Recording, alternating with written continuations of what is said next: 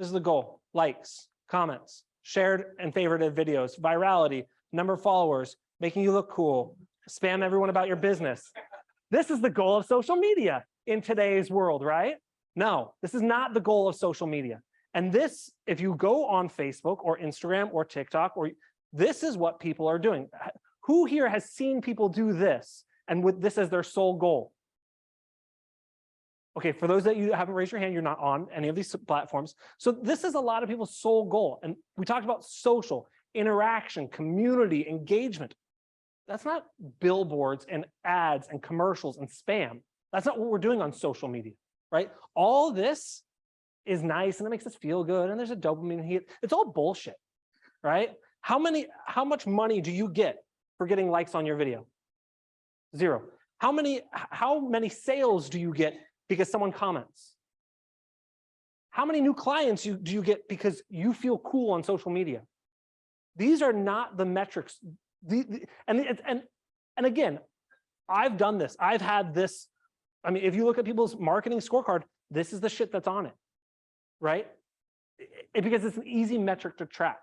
But that's not why social media is part of the core 4 of your business. It's because none of this. Can we agree on that? So here's a perfect example. Kyle and I went to a conference in 2019. We had a dinner with Gary Vee. Who's familiar with Gary Vee? And so Kyle sat down across the table from Gary Vee and said, we have a video, we got 3 million views. We had this, it had 100,000 views. We got 20,000 followers on our Facebook. Kyle Whissel said all of this stuff. And Gary's like, cool, but that doesn't matter. And I was like, but it's really good, Gary. Like, it's good. And he's like, it doesn't matter. That's not what you're trying to do. The goal of social media is create and strengthen relationships. Clayton's not here, is he? We did a podcast with him. I think that went live this week. He did 16 of his 19 deals, something like, he made $300 and some odd thousand by utilizing social media in his database. And if you guys have seen Clayton's, it's not like, I don't have any of his examples, but it's all about building and strengthening relationships. We're going deeper, not wider.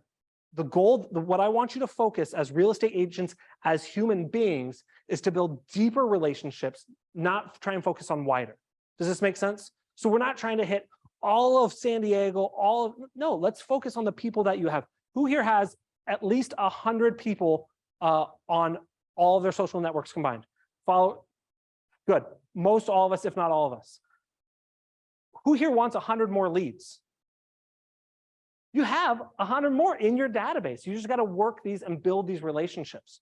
Evan told me the other day, he's like, well, 3-4 weeks ago, he's like, yeah, I don't post anything on Instagram. Like, it's like Coast Guard people and like they're whatever.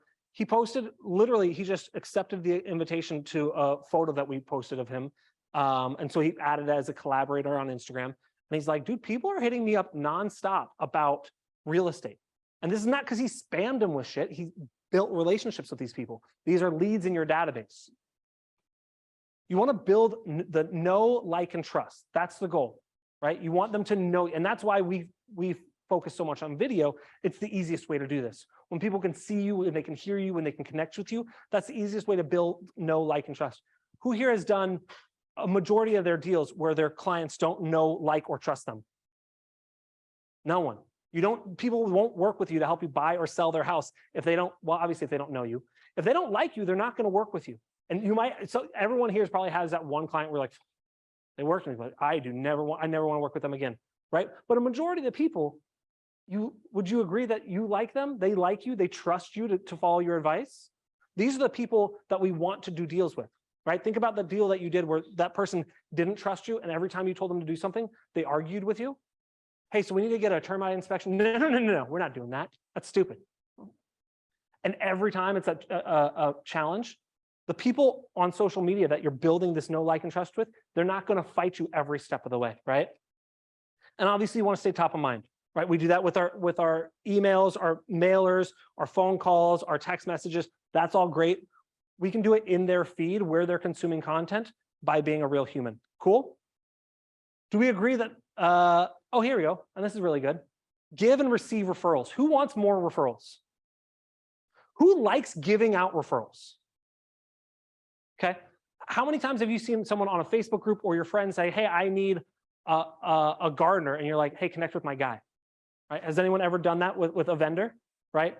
And does that feel good to you? It feels good to me. Obviously, receiving referrals, hell yeah. Everyone wants to receive referrals, but giving referrals and being that point of contact where you can be the one person, everything about houses, everything about your community. Hey, I'm going on a date night. Where should I go? Kyle, you know all the restaurants. Where should I go? Right? Easy. Hey, I'm getting my backyard redone. Who should I connect with?